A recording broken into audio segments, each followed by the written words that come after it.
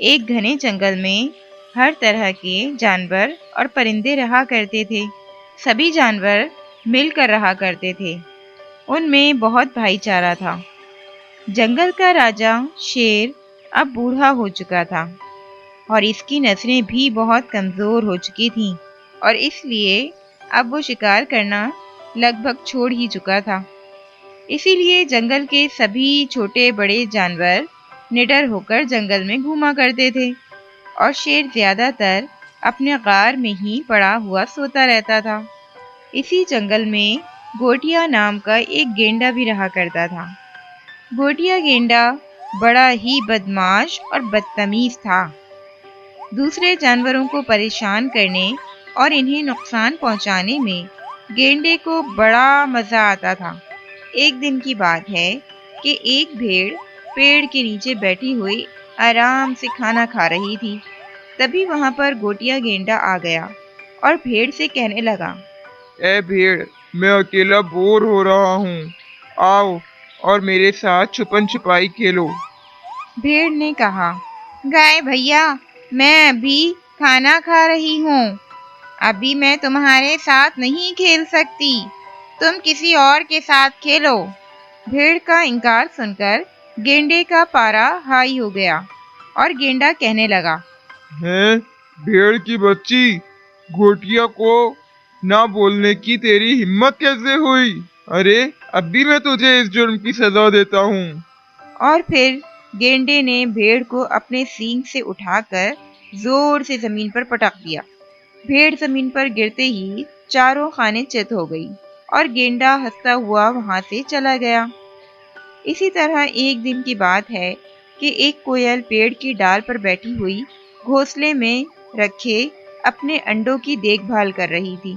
تبھی پیڑ کے پاس سے گوٹیا گینڈا گزرا اور کوئل سے کہنے لگا، اے کالی کلوٹی کوئل، تو دیکھ رہی ہے نا کہ میں آیا ہوں، پھر بھی تو مجھے سلام نہیں کرتی۔ یہ سن کر کوئل نے جواب دیا، کیوں؟ تو کیا جنگل کا بادشاہ ہے جو میں تجھے سلام کروں؟ جاؤ جا کر اپنا کام کرو۔ گینڈا کوئل کا دو ٹوک جواب سن کر غصے سے تلملا گیا اور کہنے لگا، میری بےعزتی کرنے کی تیری ہمت کیسے ہوئی؟ ابھی تجھے مزہ چکھاتا ہوں۔ گینڈا پیڑ کے تنے میں زور زور سے ٹکریں مارنے لگا، جس سے پورا پیڑ ہلنے لگا، اور کوئل کہنے لگی، ارے بھیا پیڑ کو ٹکر مت مارو، میرے انڈے نیچے گر کر پھوٹ جائیں گے۔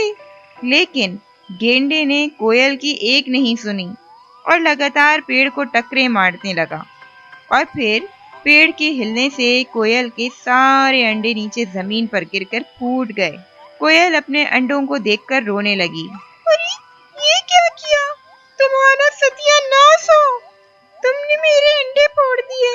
میں نے تمہارا کیا بگاڑا تھا جو تم نے میرے انڈے توڑ دیے؟ گھوٹیا گینڈے سے پنگا لینے کا یہی انجام ہوتا ہے۔ اس کے بعد گینڈا وہاں سے چلا گیا اور کوئل بیچاری وہیں روتی رہ گئی۔ گوٹیا گینڈے کی انہی گندی حرکتوں کی وجہ سے جنگل کے سارے جانور اس سے بہت دکھی تھے۔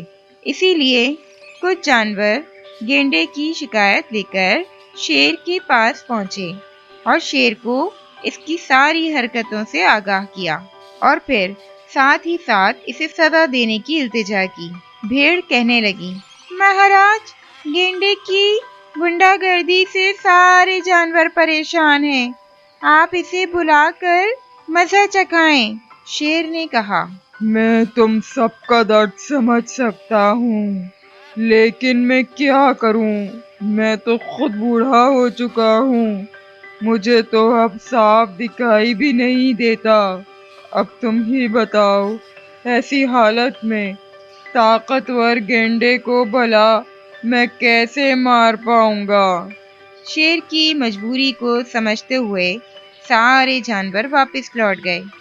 پھر ایک دن کی بات ہے کہ چنٹو چیتا دولہا بنا ہوا اپنی بارات کے ساتھ اپنی دلہنیا کے بل کی طرف جا رہا تھا۔ چیٹے کی بارات میں بہت سارے چیٹے اور چونٹیاں شامل تھیں۔ جو ناچتے گاتے ہوئے بینڈ باجا بجاتے ہوئے لمبی قطار بنا کر چلے جا رہے تھے۔ وہیں تھوڑے فاصلے پر گینڈا بیٹھا ہوا آرام کر رہا تھا۔ چینٹے کی بارات جب گینڈے کے پاس سے گزری تو گینڈا چینٹے کو روک کر اس سے بولا، ارے او چیٹے، یہ کیا شور مچا رکھا ہے تم لوگوں نے؟ گینڈے تاتا، آج میری شادی ہے۔ میں اپنی بارات لے کر اپنے ہونے والی دلہن کے گھر جا رہا ہوں۔ اچھا، آج تیری شادی ہے اور تو نے مجھے بارات میں جانے کی دعوت بھی نہیں دی۔ میری اتنی بڑی بے عزتی کرنے کی تیری جرت کیسے ہوئی؟ بتا چیٹے۔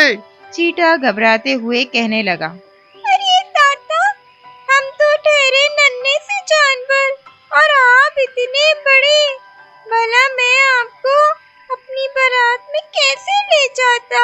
اچھا، گوٹیا گینڈے کے ساتھ زبان لڑانے کی تیری ہمت کیسے ہوئی؟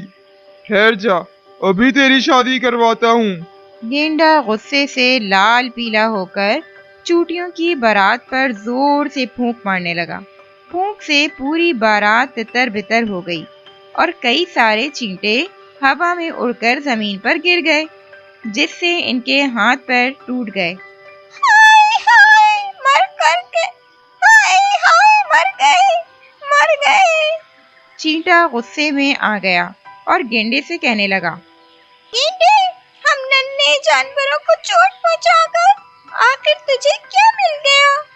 گینڈے نے ایک اور زور کی پھونک ماری اور چیٹے کو دور اڑا دیا اور ہنس کر کہنے لگا،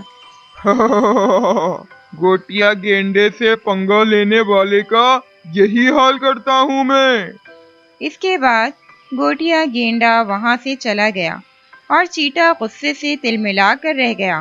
پھر کچھ دن اور بیت گئے اور ایک دن دوپہر کے وقت گینڈا ایک پیڑ کے نیچے آ کر بیٹھا ہوا تھا اور پھر وہ وہیں پر سو گیا۔ تبھی وہاں چنٹو چیٹا اپنے 4 چیٹے دوستوں کے ساتھ آیا۔ چنٹو چیٹے کے اشارے پر اس کے چاروں دوست گینڈے کے دونوں کانوں میں گھس گئے اور زور زور سے اسے کاٹنا شروع کر دیا۔ گینڈا بری طرح بوکلا گیا اور درد کے مارے جھٹپٹانے لگا۔ ارے ہائے ہائے ہائے، میرے کانوں میں کیا وبال گھس گیا ہے؟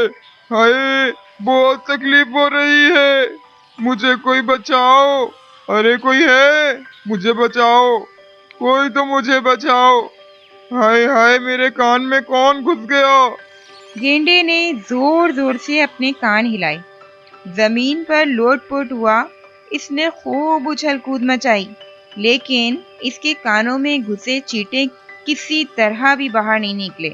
وہ مسلسل اسے کاٹتے رہے۔ تھوڑی ہی دیر میں گینڈا بے حال ہو کر چاروں خانے چت ہو کر گر پڑا۔ تب چیٹا گینڈے سے کہنے لگا، کیوں گینڈے تاتا، مزہ آ رہا ہے نا؟ میرے دوست تمہیں تکلیف پہنچا رہے ہیں تو تمہیں کیسا لگ رہا ہے؟ بتاؤ بتاؤ۔ میری تو درد کے مارے جان نکلی جا رہی ہے۔ اپنے دوستوں کو بولو میرے کانوں سے باہر نکلے، نہیں تو درد کے مارے میں تو مر ہی جاؤں گا۔